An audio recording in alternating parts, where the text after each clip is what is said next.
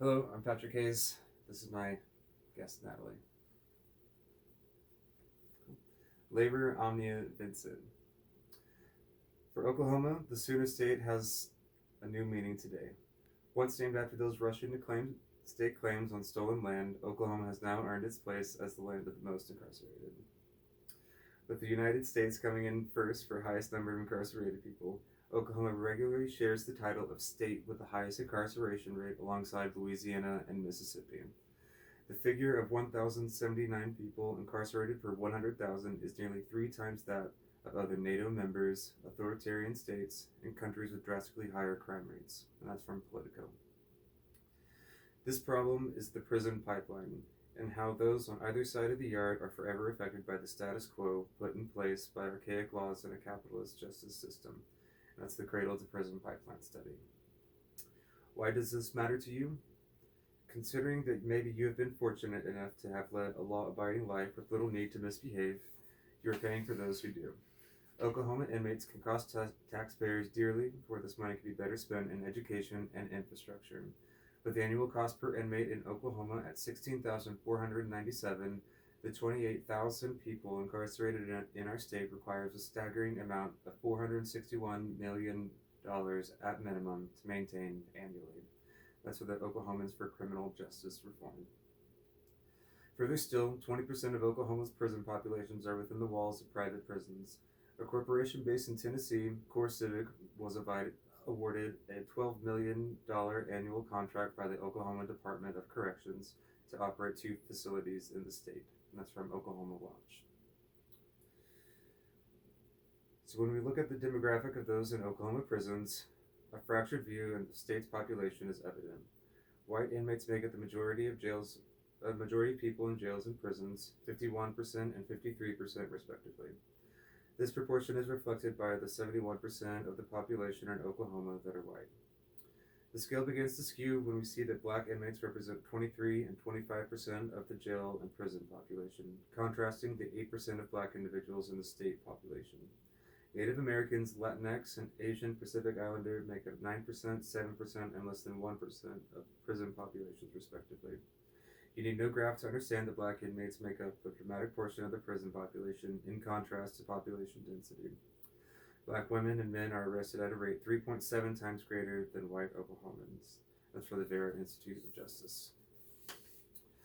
Oklahoma also boasts an ever-increasing population of inmates who are women. Over 5,000 women reside in one of the state cells, while this state systematically charges them with more harsh crimes and extended sentences comparatively to men. The charges faced by some women are nearly double to what a man would receive. Women are incarcerated at a rate of 151 per 100,000, which is double the national average. I believe there is no coincidence that the most vulnerable in our society are those overrepresented in our prisons and jails. Economic exploitation, fines, fees, and legal costs keep those recently released from incarceration shackled by debt, and that's from the Oklahoma Policy Institute. Recidivism is the rate of ex-inmates being brought back to prison, resting at a low 20% in the state. This tells us that we do not fill up our prisons with staggering amounts of repeat offenders. Rather, we have people in prison with incredibly high sentence lengths and low parole rates annually. And that's from the World Population Review.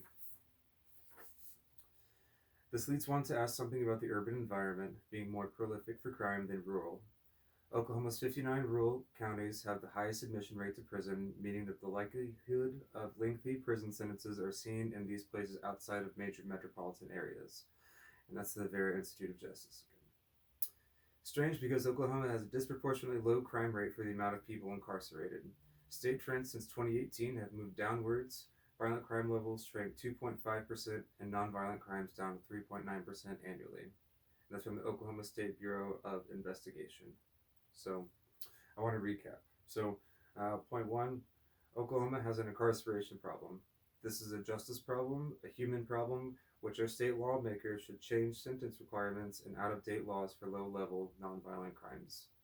Number two, Oklahoma has a disproportionate amount of our most vulnerable populations in jail. Minorities are represented in our state prisons nearly 4 times as much as they are in the state population. Poverty, hunger, substandard education, low-wage employment, and reduced housing opportunities drive the fact higher in rural areas than in urban areas. Number 3. Women in Oklahoma are typically punished for crimes with a much more severe rate, incarcerating at a rate greater than the rest of the United States. Number 4. Lucrative contracts have been established with private companies to run correctional facilities, leaving profits over people while you, as a taxpayer, pay for this transaction. Number 5. Laws requiring minimum sentence length, harsh nonviolent crime punishments, low parole rates, and a record of failed executions, overcrowding, labor exploitation, and lengthy prison sentences all make up the state of Oklahoma's correction system. We do not have to be, nor we expect it to be, the single answer that solves this problem. There are strong, fearless organizations that operate within Tulsa today that are pushing back against the injustice of the justice system. Near 6th and Peoria is a small office and shop where a group called Center for Employment Opportunities resides. So, this is no handout, but an entire program designed to find the unique and necessary support for each person to succeed. Clients are actually employed by the program, housed in appropriate accommodations, given rehabilitation coaching, job training, and more. To reduce the chance of recidivism, another group called First Step Male Diversion Program operates here in Tulsa. What is unique about the organization is that they focus on men ages 18 to 24. A critical time for anyone, their approach lies in the name, aiming to divert young men from prison through a treatment program. This is a small group taking in less than 20 people to undergo their clinic at a time as alternative to prison. Women in Recovery is an incredible support program in Tulsa looking to relieve the burden of women arrested for nonviolent offenses. As opposed to imprisonment, a recovery program was designed to take in women to help complete a transition to a more sustainable path. We should be proud of the progress that the state has made in the past 5 years to lose the rank of most incarcerated in the world. This work will continue to affect generations to come, and thanks to your involvement in the subject, a positive change can occur. One of the most important things we can do is to remember how important our vote is regarding criminal justice reform. Those in prison lose their rights to vote for better conditions, meaning that we have an important duty to stand up and use our ballot. There is no substitute for expressing opinions through the ballot box.